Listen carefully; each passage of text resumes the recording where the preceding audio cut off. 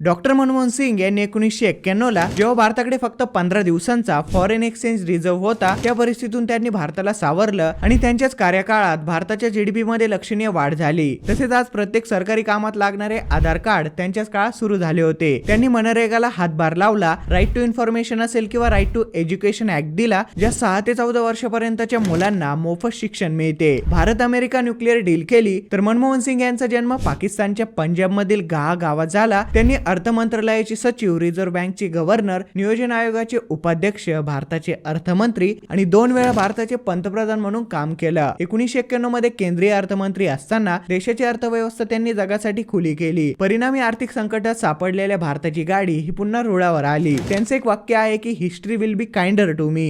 History will be kinder to me than the contemporary media.